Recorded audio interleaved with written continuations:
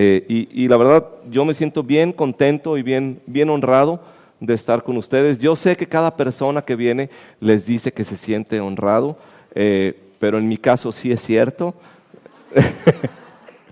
Yo me siento de veras muy contento y qué padre que ahora al principio del año, como decía Armando, podemos estar juntos y recibir algo de Dios. Y la verdad me fascina estar aquí, me bendice estar aquí. Son una iglesia extraordinaria, de veras. Y hoy, como sé que son ese tipo de iglesia, yo quiero platicarles algunas cosas de cómo ustedes se pueden convertir en la mejor iglesia de esta ciudad. ¿Quieres oírlo? ¿De veras? ¿Quieren convertirse? Bueno, les voy a ser honesto, la segunda mejor iglesia de esta ciudad. O sea, porque la primera ya, o sea, perdónenos, pero como empezamos antes, no es otra cosa más que empezamos antes y por eso les ganamos. Sí, pero hay cosas que podemos hacer nosotros para que la obra de Dios crezca en esta ciudad y la obra de Dios crezca aquí entre ustedes. A mí una de las cosas que me gusta leer muchas veces es acerca de cómo en el pasado y aún en el presente también moveres de Dios en la historia. Y hay dos cosas que siempre que hay un mover de Dios, hay dos cosas que suceden siempre. ¿Sí? Número uno, Dios soberanamente, nada más Dios, a Dios se le ocurre, no lo podemos hacer nosotros. Dios pone en los corazones de su pueblo, pone como una nueva sed y una nueva hambre por Dios. De hecho, en Amós 8:11 Dios lo promete: he aquí vienen días en que yo traeré a la tierra hambre y sed, no hambre de comida ni sed de agua, sino hambre y sed por la palabra de Dios. Y qué padre pensar que hoy a esta hora por toda la ciudad habemos iglesias reuniéndonos donde hay hambre de Dios, y es algo que Dios está haciendo en nuestra ciudad. La otra cosa que Dios hace cuando Dios empieza a moverse o quiere moverse es que derrama sobre su iglesia un nuevo espíritu de oración, y es el tipo de cosas, la obra de Dios y lo que nosotros queremos lograr como iglesia. Tenemos que recordar que no son cosas que nosotros podemos hacer, ¿sí? O sea, tiene que ser todo por intervención divina. Jesucristo dice: ama a tu enemigo, por ejemplo. O sea, trata de hacer eso sin el poder de Dios. ¿Tú puedes? ¿Sí? Trata de orar por algunos de nuestros vecinos del norte en este tiempo, así como Jesús dice que lo hagamos. Y trata de hacerlo en tus fuerzas. No sucede si no es más que con el poder de Dios. ¿Estás de acuerdo conmigo? Sí, por eso Dios desde mucho tiempo atrás dijo en Zacarías 4:6, dice: la obra de Dios no es por fuerza, no es por poder, sino por mi espíritu, dice el Señor. ¿Puedes leerlo y repetirlo junto conmigo? Dice: no es por fuerza ni por poder, sino por mi espíritu, dice el Señor de los ejércitos. Y después el apóstol Pablo dice muy claramente en Efesios 6 que estamos en una batalla, y que es una batalla que no es contra carne y sangre, sino que es contra principados, contra huestes de maldad. Y Pablo al terminar esa porción de la escritura en Efesios 6, ¿sí?, termina animándonos, ¿sí?, con una de las mayores armas que tenemos para ganar esta batalla, y es la oración. Miren, la verdad es que la oración es vital para la vida del creyente, ¿sí? La oración es vital para poder avanzar y poder crecer. Tu comunión con Dios, tu plática con Dios. Y qué padre que 60 de ustedes están en Alfa. Creo que es la lección, si me acuerdo bien, la lección 6, que habla de cómo orar, ¿sí? Y les va a encantar, y yo espero que eso anime tu vida de oración y tu vida de comunión con Dios. Pero el área donde yo quisiera platicarles hoy acerca de la oración, y que es de vital y clave importancia, si tú quieres que esta iglesia se desarrolle y llegue a ser la segunda mejor iglesia de esta ciudad, sí, te voy a decir, es de clave importancia que ustedes como iglesia oren, y oren por su pastor. Y de eso quiero compartirles esta mañana. Y voy a decirles cosas que yo sé que ustedes hacen, y sé que son cosas que ustedes practican, lo acabo de ver y es evidente. Pero quiero animarles, sí, quiero animarles a hacer un poquito más, sí, de lo que ya están haciendo. Sí, miren, toda iglesia tiene a su alcance el poder tener como pastor a un así, a un pastorzazo, así, al mejor pastor. Les digo una de las razones, y lo he dicho. Digo, Dios, en la iglesia el mejor pastor que puedan tener. Quiero servirles de la mejor manera, y ustedes pueden tener como pastor al mejor pastor que ustedes merezcan tener y que Dios se lo den. ¿Sí? Toda iglesia puede tener un cuate, toda iglesia en el mundo puede tener un cuate dirigiéndoles, que sea un hombre que cuando habla con poder, trae revelación, trae su palabra, trae transformación, pero la iglesia tiene que pagar un precio, ¿sí? Y el precio no es pagarle un buen sueldo al pastor. El precio que la iglesia tiene que pagar es mucha oración. Y ahorita les voy a platicar algunas cosas porque es importante. Tristemente, tal vez ustedes no me lo van a creer porque ustedes son gente muy amorosa. Tristemente, hay iglesias, yo he estado en iglesias donde la gente ora para que Dios se lleve al pastor. Imagínate esto. Cámbianoslo, Señor. ¿Sí? Imagínate eso. Es verdad. O sea, es verdad. Gente ora, no, Señor, este no es un hombre de Dios. Quítanoslo, danos otro y sería mejor. Y ¿sabes qué? No hay necesidad de esto. ¿Sí? No hay necesidad de esto. Que la gente sienta que el pastor es incompetente o ineficaz o que no predica claramente. Sí, lo mejor que un miembro de una iglesia puede hacer como ministerio en su iglesia es orar por su pastor. ¿Sí? Y nosotros no necesitamos, ¿sí?, murmurar acerca de nuestro pastor, necesitamos conversar con Dios acerca de nuestro pastor. Hay una gran diferencia. ¿Sí se está entendiendo? ¿Sí? No necesitamos murmurar, sino hablar con Dios. Les platico, hubo un hombre en los años más o menos alrededor de los 1850 en la ciudad de Chicago, un evangelista que Dios levantó ahí, que se llamaba Dwight Moody. Ustedes tal vez han escuchado de él, y hasta la fecha hay una iglesia en Chicago que se llama la Iglesia en Memoria de Moody. Sí, porque es un hombre que Dios utilizó de una manera muy, muy poderosa en el evangelismo, y muchas vidas fueron transformadas por él. Bueno, en una ocasión Moody, después de una temporada intensa de estar predicando el evangelio y mucha gente llegando a Cristo, este hombre se fue a Inglaterra, a casa de un amigo, a descansar porque estaba exhausto. Y mientras estaba ahí, su amigo, que era pastor, también le dijo, oye, aprovechando que estás aquí, ¿por qué no predicas? Y el cuate estaba así, ¿cómo les puedo decir? ¿Cómo se dice? Pues como dicen, ¿no? Como limón así exprimido, ¿no? O sea, y si yo no tengo nada que predicar. Y el cuate lo puso a predicar en sus vacaciones ahí, y Moody platica que al terminar de predicar, en la mañana predicó, así, no pasó nada, así de esas veces, sí, yo sé que aquí no sucede, pero hay ocasiones en mi iglesia donde va uno el domingo y dice, bueno, aquí qué bueno que venimos, pero hoy no sacamos nada. ¿Sí? Una de esas domingos le tocó a Moody, predicó y nada. Entonces el pastor muy generosamente, así como Armando conmigo, le dijo, pues vuelve a echarle ganas en la tarde, hombre, a lo mejor algo bueno pasa. Predicó en la tarde, y al final de su predicación él hizo una invitación para que las personas que quisieran aceptar a Cristo pasaran al frente. Y se acercaron 500 personas. Entonces dice Moody que los vio, dijo, no puede ser. Les dijo, ¿saben qué? Siéntense, déjenme volverles a explicar. Se trata de darle tu vida a Cristo, arrepentirte de tus pecados. Y la gente dijo, sí, esto es lo que queremos hacer. Y dijo, no, se me hace que no entiende. Dijo, miren, terminando el servicio, allá hay un salón aquí abajo, reúnanse conmigo con el pastor, les vamos a explicar las cosas. La gente fue, los 500 personas fueron. Les volvió a explicar y dijo la gente, eso es lo que queremos entregarle nuestra vida a Cristo. Este cuate estaba tan incrédulo de sí mismo y del poder de Dios en su palabra, que les dijo, miren, mejor váyanse a su casa y los que de veras quieran, vengan mañana en la mañana. Los mismos 500 y más regresaron. Y dice Moody, ¿cómo puede ser si yo la verdad vengo así exhausto? No pudo haber sido así lo que Dios hizo. ¿Y qué sucedió?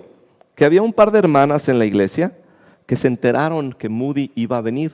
Entonces una de ellas tenía cierta discapacidad y no podía moverse de su casa. Entonces la otra fue y le dijo, ¿qué crees? Va a predicar Moody hoy en la tarde en la iglesia. Y la chava dijo, qué increíble, yo he estado orando y ayunando porque ese hombre venga a nuestra iglesia y Dios desate un avivamiento. Voy a orar toda la tarde hoy, ese domingo, para que Dios se manifieste.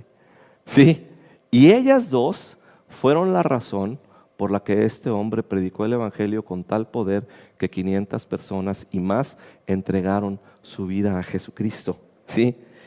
En cualquier iglesia que estés, tengas el ministerio que tengas, porque a veces los cristianos de veras nos confundimos en algunas cosas y hablamos de un ministerio y qué quiero hacer y quiero tener, pero hay un montón de cosas invisibles que podemos hacer que son ministerios muy valiosos, como este de orar por tu pastor.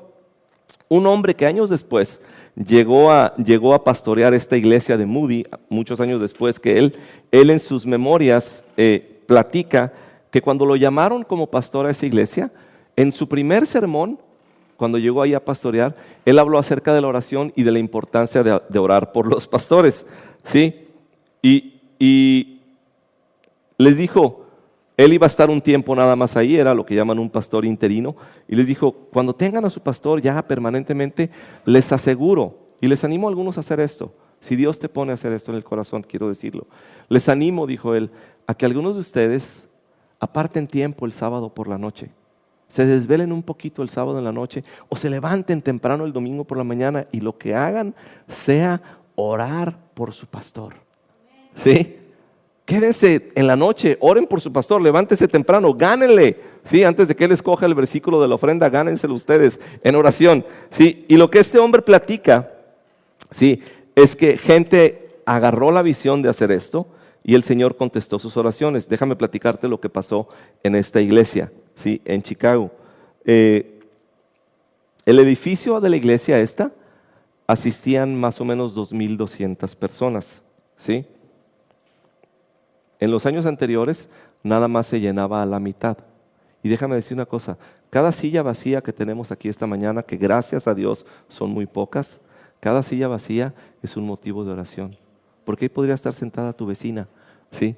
Ahí podría estar sentado tu jefe o tu compañero, ¿sí? Y que podamos empezar a orar para que esas sillas puedan ser llenadas. Sí, se llenaba la mitad. Y cuando empezó la gente a orar por su pastor, ¿sí?, había mucha gente de pie, en ocasiones hasta 2,700 personas, de tal manera que las autoridades les prohibieron meter tanta gente y tuvieron que acomodar el sótano para que cabieran otras 1,100 personas en esa iglesia. ¿Sí? Les platico, hace 2 o 3 años tuvimos el privilegio, Vivi, yo y mis hijos, de asistir a un lugar donde leímos que estaba sucediendo un avivamiento. Y yo quise ir, yo dije, yo quiero ir a ver qué hay, porque estas personas, ¿sí?, empezaron a experimentar un mover de Dios. Yo estuve, empezaron a tener reuniones diarias por el mover de Dios ahí. Si yo me acuerdo, estuve en la reunión 84 diarias, o sea, casi 3 meses de reuniones diarias. Y esa noche habían aceptado, en esas 84 reuniones, iban 800 personas que habían aceptado a Cristo, ¿sí? Y cuando yo estaba en la cola para entrar, yo no pude creer que yo estaba haciendo cola para entrar a la iglesia. Sí, llegamos como un par de horas antes e hicimos cola y nos encontramos a un amigo ahí y le dije, oye, ¿qué está pasando? Porque él iba seguido ahí, ¿qué está pasando? Y me dijo, estas fueron sus palabras, me dijo, ellos ponen a Jesucristo en el centro. Y dije, qué interesante. Y le dije, contéstame una cosa, yo leí y dime si es cierto o no. Yo leí que en los servicios de esta iglesia, ellos han tenido que decirle a la gente, oigan, por favor ya no vengan a esta iglesia. Hay muchas iglesias en la ciudad, vayan a otras. Son recibidos, pero ya no cabemos, por favor vayan a otro lugar. Le dije, ¿es cierto que dicen eso? Le dije, ¿es cierto que están mandando a la gente a otro lado? Y me dijo, sí, sí es cierto. Entramos al servicio, nada espectacular, la presencia de Dios entre nosotros. Esto sí, la adoración, lo más sencillo que te puedas imaginar, ¿sí? De hecho, el lugar era como un almacén, de hecho le apodaron la catedral de lámina, le pusieron, porque era como un bodegón de lámina. Y la presencia de Dios ahí, y dicho y hecho, a medio servicio, uno de los pastores se puso de pie y dijo: qué bueno que están aquí todos ustedes, les queremos pedir un favor, aquí ya no cabemos, vayan a otras iglesias, por favor. Imagínate el día que aquí Armando tenga que rogarles: oigan, por favor, ya no vengan aquí, ¿sale? Imagínate ese día. ¿Por qué? Por el poder de Dios entre ustedes. Es algo que Dios quiere hacer. Sí, este hombre que les estoy platicando de esta iglesia, que tuvieron que acomodar a 1100 personas en el sótano, sí, en los 8 años que él estuvo ahí, al parecer 2000 personas llegaron a ser miembros de esa iglesia. Y después él empezó a viajar. Y dice él que alguien registró, tal vez has oído su nombre, se apellida Torrey.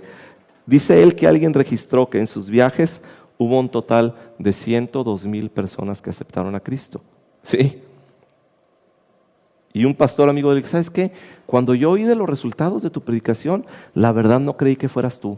Le dijo un cuate. Imagínate hermano, que diga: no, yo no creo que seas tú. Pero la verdad, cuando visité tu iglesia y vi la manera en la que tu iglesia oraba por ti, entonces estuve convencido que era el poder de Dios.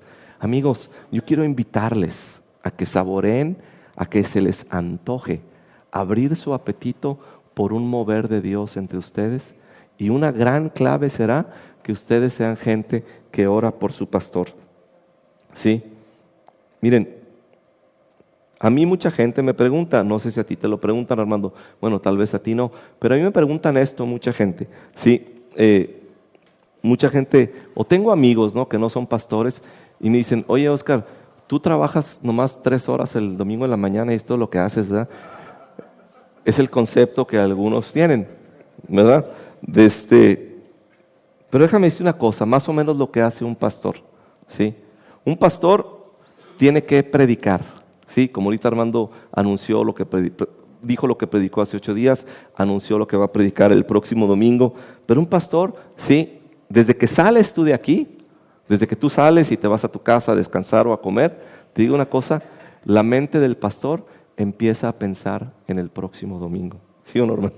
Y el lunes se levanta y dice: ay, híjole, ya es lunes y yo todavía no tengo el mensaje. Imagínate cuando es sábado. ¿Sí? Y empiezas, ¿por qué? Porque ahí está tu mente de lo que tienes que traer. Tienes que prepararte, tienes que enseñar, tienes que aconsejar, tienes que escuchar de Dios, tienes que pasar tiempo en oración, tienes que estudiar, tienes que leer, tienes que pasar tiempo con otros líderes. Armando mencionó que yo soy como un mentor. La verdad es que yo soy el que más aprendo de ti, brother, cuando nos reunimos, y yo te lo agradezco, me refresca estar contigo. Pero eso es lo que tiene que hacer un pastor, estar con otros para provocarse y para prenderse con lo que Dios está haciendo. Y en el caso de Armando Anguiano, aparte de todas esas cosas, tiene que dirigir una empresa. Imagínate, yo honestamente, brother, yo no sé cómo le haces. Sí. De hecho, ni yo. De hecho, ¿sabes una cosa? Rick Warren, que ahorita lo mencionamos, que escribió el libro La vida con propósito, algunos años antes, él escribió un libro que se llamó La iglesia con propósito. Ese libro está dedicado a pastores como Armando, que dirigen una iglesia y aparte dirigen una empresa. ¿Sí? Porque, o sea, Rick Warren dice: es increíble, ¿cómo le hacen? O sea, ¿cómo se puede con 2 vocaciones? Es prácticamente imposible. En 2 de Corintios 11, ¿están conmigo todavía más o menos o no? ¿Sí? ¿De veras? En 2 de Corintios 11, y cuando puedas leer ese capítulo de la Biblia, el apóstol Pablo habla de lo difícil de su ministerio y platica de las persecuciones, naufragios, cárcel, viajes, etcétera, etcétera. Y al final hay una frase, dice: pero lo que sobre mí se agolpa es el peso de la iglesia. Haces un montonal de cosas, pero lo que se agolpa, lo que realmente pesa sobre el corazón de un pastor es el peso de la iglesia. ¿Por qué? Porque el dirigir una iglesia trae muchísimo peso. Yo me estaba acordando ayer o antier, orando por ustedes y orando por este tiempo. Yo me estaba acordando, y no sé si te pasa lo mismo, brother, pero yo me estaba acordando cuando nosotros empezamos la iglesia, cuando plantamos Fuente de Vida, los primeros 3 años, lo confieso, los primeros 3 años, viernes, sábado y domingo en la mañana, yo pensaba y le decía: Señor, ¿para qué me metí en esto? En serio, se los digo en serio. Entonces vas bien. Bueno, vamos igual, no sé si bien, pero vamos igual. Yo decía: Señor, ¿para qué me metí en esto? Y llegaba a la iglesia diciendo: Señor, ¿para qué me metí en esto? ¿Sí? 3 años, 150 y no sé cuántos domingos. ¿sí? Pero ¿sabes una cosa? El domingo después del servicio, por 3 años, y a la fecha, siempre digo, qué bueno que me metí en esto. Qué bueno que me metí en esto. Qué bendición meterme en esto. ¿Por qué? ¿Por qué sucede esto? Porque la iglesia trae un peso, trae muchísimo gozo, pero trae un peso, ¿sí? ¿Por qué? Porque el trabajo de un pastor, por más sencillo que parezca, ¿sí?, es preparar a gente para vivir conforme al carácter de Cristo. Imagínate eso. O sea, ¿alguien quiere esa chamba? Preparar a gente para que vivan conforme al carácter de Cristo. Preparar a gente para que sirvan y extiendan el reino de Dios. Preparar a gente para la eternidad, ¿sí? Y el pastor lo que muchas veces tiene que hacer, muchas veces el pastor tiene que animar, pero otras veces tiene que reprender, ¿sí? Y es como un padre, ¿sí? Tenemos 2 hijos y no sé si a ustedes les pasa, pero nuestros 2 hijos nacieron del mismo vientre, se alimentaron del mismo pecho, fueron a la misma escuela, los educaron los mismos padres, pero son 2 entes completamente distintos. Y a uno a veces hay que empujarlo y al otro hay que detenerlo. Y al que detienes luego lo tienes que empujar y al otro lo tienes que estar jalando, porque son diferentes. Y en la iglesia hay todo tipo de personas diferentes, ¿sí?, con las que el pastor tiene que relacionarse. Y como digo, algunas las tiene que animar, a otras reprender, a otras las tiene que proteger, ¿sí?, a otras las tiene que ayudar a tomar decisiones, ¿sí? Y mucho de este trabajo produce un serio cansancio emocional y espiritual. Se dice, yo no sé cómo se pueda comprobar esto, pero sé que en mi propia vida muchas veces lo siento. Se dice que 1 hora de predicación, o bueno, una predicación, 40 minutos o lo que prediques, se dice que en el cuerpo es equivalente a 8 horas de trabajo duro, ¿sí? O sea, los 40 minutos estos equivalen en el cuerpo a 8 horas de trabajo de ese así intenso físico, ¿sí? Y todo esto produce un cansancio emocional, físico y espiritual. Y el pastor necesita, y ustedes tienen que darle libertad a su pastor, ¿sí? Los que me están siguiendo les quiero pedir, denle libertad a su pastor a que constantemente recurra a su soledad, recurra a alimentarse de Dios, ¿sí? Recurra a su intimidad, a recobrar fuerzas, y para ello necesita el constante apoyo de su iglesia. ¿Puedes decir amén? Hay una organización, no suena tanto hoy, pero en los años 90 y principios del 2000 sonó mucho, una organización para hombres, cuya labor es avivar hombres de todo tipo de iglesias, y hacían muchos eventos. Esta organización se llama los guardadores de promesas, o tal vez los has escuchado como los Promise Keepers, ¿sí? Estos Promise Keepers tienen 7 promesas que un hombre de estos se compromete a hacer. La número 5. Dice, un guardador de promesas está comprometido a apoyar la misión de su iglesia, honrando y orando por su pastor, y activamente dando de sus tiempos y recursos, ¿sí? Hombres, quiero animarles, en serio, varones, yo quisiera animarles, a algunos de ustedes varones, que digas, híjole, ¿cómo puedo yo participar con Armando en esta labor que estamos haciendo? ¿Sí? Yo no necesito un micrófono, pero todos podemos tener nuestro closet donde podemos conversar con Dios y rogarle a Dios para que haga una obra soberana en este lugar. Amén. Miren, y uno dice, ¿por qué dice, o sea, por qué tanto de esto? Y yo pienso en el apóstol Pablo, ¿sí? El apóstol Pablo, de los 27 libros del Nuevo Testamento, escribió 13. Él, cuando habla de sí mismo, dice, he llenado todo Asia con el evangelio. O sea, era un cuate grueso, ¿sí? No perdió su tiempo. Sin embargo, este hombre tan valiente, fíjate el tipo de cosas que escribe cuando les escribe su carta a los colosenses. En Colosenses 4, versículos 2, 3 y 4. Dedíquense a la oración. Perseveren en ella con agradecimiento. Y al mismo tiempo, intercedan por nosotros, dice Pablo, a fin de que Dios nos abra las puertas para proclamar la palabra. el misterio de Cristo por el cual estoy preso. Oren para que yo lo anuncie con claridad como debo de hacerlo. Dios, es domingo y Armando tiene que predicarnos. Te pedimos para que lo haga con libertad, con unción, con poder transformador. Señor, oramos para que comunique claramente lo que hoy tiene que comunicarnos, para que crezcamos, maduremos y la iglesia alcance su mayor potencial. Después les dice a los Efesios, en Efesios 6, versículos 19 y 20, les dice: oren también por mí, para que cuando hable, Dios me dé las palabras para dar a conocer con valor el misterio del Evangelio, por el cual soy embajador en cadenas. Oren para que lo proclame valerosamente como debo hacerlo.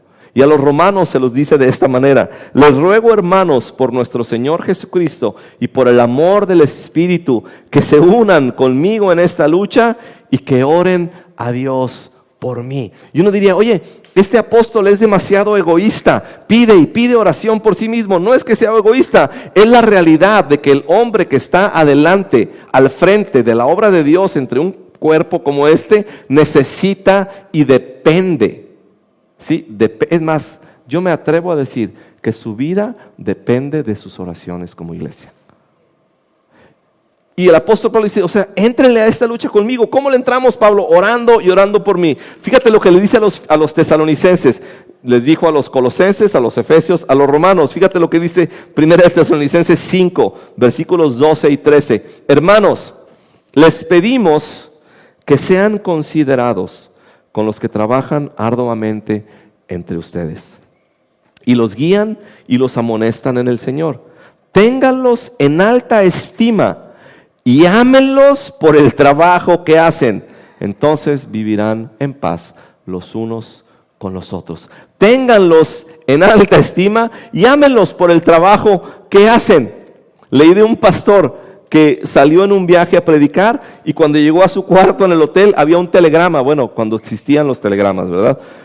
Había un telegrama con 2 palabras nada más. Decía: te amamos. Dijo: ¿qué es esto? ¿Sí? Y por detrás tenía 800 firmas de personas de su iglesia que querían recordarle, mientras este hombre estaba afuera, que lo amaban y estaban respaldándolo en lo que él estaba haciendo.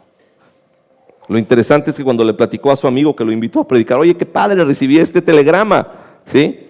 Al comentarle a su amigo le dijo: ¿sabes qué? No sabes lo que yo daría, dijo este pastor, porque tan solo una persona de mi iglesia me expresara de esa manera su amor. Les digo la verdad, así, la triste realidad, el lado triste de todo esto. El lado triste es que es un número sorprendente la cantidad de pastores que se sienten, y de veras sé que no es el caso, pero la cantidad de pastores que existen que se sienten no amados, ni apreciados, ni honrados, es estratosférica esa cantidad. Y nosotros como iglesia tenemos que hacer nuestra parte para que eso no suceda entre nosotros. ¿Están de acuerdo? Hermanos, quiero volver a leer Tesalonicenses. Hermanos, les pedimos que sean considerados con los que trabajan arduamente entre ustedes y los guían y amonestan en el Señor. Ténganlos en alta estima y ámenlos por el trabajo que hacen. Vivan en paz unos con otros. La versión del mensaje, tal vez la conoces, The Message, dice de esta manera, y esta es mi traducción. Dice: ahora, amigos, les pedimos que honren a los líderes que trabajan arduamente por ustedes, a quienes se les ha dado la responsabilidad de guiarles en obediencia. Ahóguenlos con amor y aprecio. Y les digo una cosa: yo quisiera que como iglesia ahoguen con amor y aprecio a estos dos. Los ahoguen, así que Armando diga: espérame, ya déjame en paz, ya no me quieras tanto, ¿sí? Que Sarita diga: no, ya no me traigas otro pastel. Hay maneras de mostrar amor, ¿sale? Sí, pero que puedan ahogarles con amor y aprecio. Según el comentario de alguien, de un comentarista de estos versículos, dice que esa palabra honrelos en su original, en este caso, parece triplicarse en su intensidad, de tal manera que lo que el versículo dice: honrelos, honrelos, honrelos. ¿Puedes decirlo en voz alta conmigo? Honrelos, Hónrenlos y hónrenlos, ¿sí? Ahora yo sé que más de alguna mente perspicaz dice, pues ¿para qué honrarlos tanto? Si la sociedad nos enseña a no honrar a la autoridad. ¿Estás de acuerdo? Esto se nos enseña. Y mucho menos a alguien que lo que hace es enseñar la Biblia. Pues ¿qué tanta honra le tengo que dar? Sí, muchas veces no honramos a nuestros pastores por pura ignorancia. Y alguien dice, no, es que yo ya sé, yo estuve en un lugar donde lo honraban mucho y al rato el cuate hizo no sé qué tantas cosas. Déjame decirte una cosa, ¿sí? Si yo lo honro, no va a hacer que mi pastor se haga un cuate bien arrogante. Déjame decirte algo. De eso se encarga Dios. Dios tiene maneras muy sabias de ponernos en nuestro lugar cuando se nos sube. Tú no te preocupes, tú haz tu parte de ahogarles con aprecio y con amor. Amén. Y yo te puedo asegurar que no se les va a subir. Y si se les sube me avisas. Para orar por él. ¿Sí? ¿Sabes que hay un porcentaje? Creo que es el 80%. No sé si te compartí las estadísticas el otro día, o a lo mejor no lo hice para no decepcionarte, brother. Pero hay una estadística, creo que el 80% de los pastores, ¿sí?, renunciarían el día de hoy si pudieran. ¿Sabes que de 10 hombres que empiezan en un ministerio, solo uno termina bien? Esa es la estadística también. Solo uno termina bien. Y yo la verdad, yo amo tanto a este hombre que yo quiero que él sea uno de esos 10. Amén. Y yo sé que ustedes quieren lo mismo, que él termine su vida bien, su vida ministerial, su vida laboral, su vida de servicio, su vida matrimonial, su vida familiar. Miren, estamos en una lucha y el deseo de nuestro enemigo es destruir la obra de Dios en la tierra.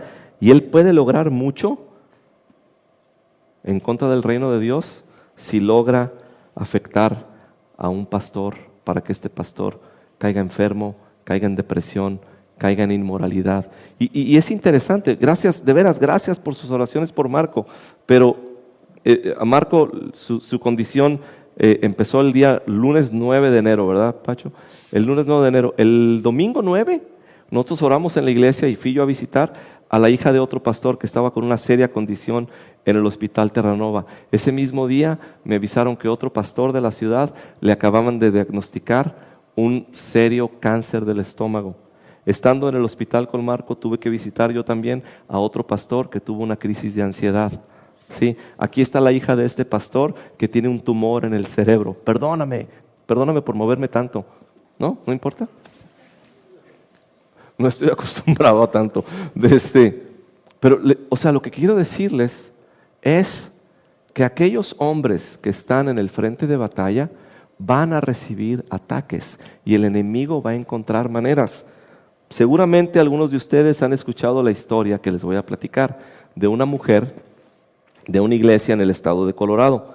Y ella platica que al ir en un avión, ¿sí?, cuando sirvieron la comida, en aquellos años, ¿te acuerdas cuando servían comida en los aviones? Es cierto.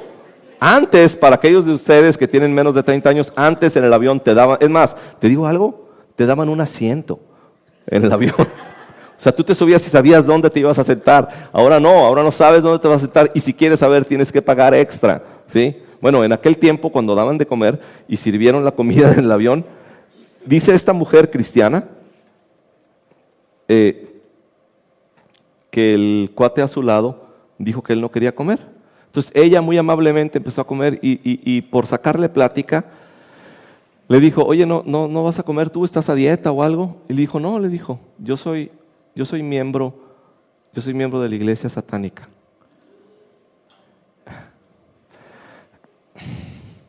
Y estamos orando y ayunando para que los pastores de esta región caigan en inmoralidad sexual. Sí. Les digo una cosa, la iglesia satánica está orando y haciendo lo suyo. Nosotros como iglesia tenemos que respaldar a nuestro pastor, porque de aquí depende que esto no nada más se sostenga, sino que tenga un impacto en nuestra ciudad, que es lo que queremos. Amén. Y para eso estamos juntos. Para eso buscamos y mantenemos esta amistad, para orar unos por otros, para echarnos porras, para no desanimarnos, para decir, híjole, queremos alcanzar esta ciudad. para la gloria de Cristo. Porque para eso vivimos. Mi convicción personal es que el número de pastores caídos, ¿sí? Ahorita puedo pensar en, no sé, 4 o 5 así que vienen a mi mente, amigos cercanos, ¿sí? Que tristemente han caído en casos de inmoralidad. Y honestamente yo quiero pedirles que nos ayuden para que no exista uno más en nuestra ciudad. Amén. La oración es muy poderosa.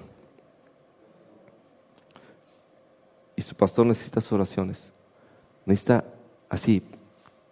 No sé si es la manera correcta de decirlo, pero necesita que tú le suministres poder en su predicación a través de la oración y en todo lo que hace.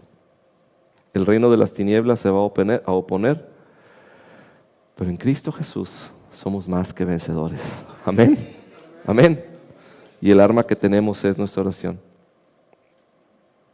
Que no sea el caso ya, al menos en esta iglesia, en la nuestra, en Guadalajara, que haya pastores desanimados, poco orados, aislados en su ministerio. No es el plan de Dios. Más que otra cosa, así, lo que yo vine a hacer esta mañana, así, en una frase, quiero pedirles su constante apoyo en oración por el ministerio de Armando y de Sara. Quiero pedirles que oren para que Dios los llene con poder, que oren por su vida personal, para que se puedan mantener enfocado en los caminos de Dios, en santidad, en su llamamiento, cumpliéndolo, y que oren por su familia también. De veras, oren por sus hijos, oren por sus hijos. Híjole, qué bendición ver a sus hijos aquí hoy, de veras, a los 3. Qué bendición, de veras. Y Armando, de veras, gracias por las ganas que le echas, porque tu papá está muy animado de saber que le estás echando ganas, de que estás aquí. Muchísimas gracias, de veras. Dios te bendiga y créeme que estás en mis oraciones, ¿sí? Imagínate lo que es dirigir una iglesia y aparte ser tu papá, mano. Ay, no te creas. No, en serio, lo digo de corazón, Armando. O sea, eres una bendición y eres de bendición para esta iglesia y de veras, tú cuentas con nuestras oraciones, ¿sí? Sharon, híjole, qué padre cantas, en serio, qué increíble y qué padre verte aquí al frente dirigiéndonos en adoración a Dios. En serio, siguen echando ganas. Y Michelle por allá de andar, ¿verdad? Pero, o sea, qué bendición que ustedes puedan ver a la familia de su pastor, verles juntos, ¿sí? Verles juntos, y eso hace que esta familia crezca de una manera más sana para la gloria de Cristo. Amén. Y me refiero a toda la familia y todas las familias. No son perfectas, esta familia no es perfecta y por eso requieren de tu oración, requieren de la protección de Dios sobre sus vidas.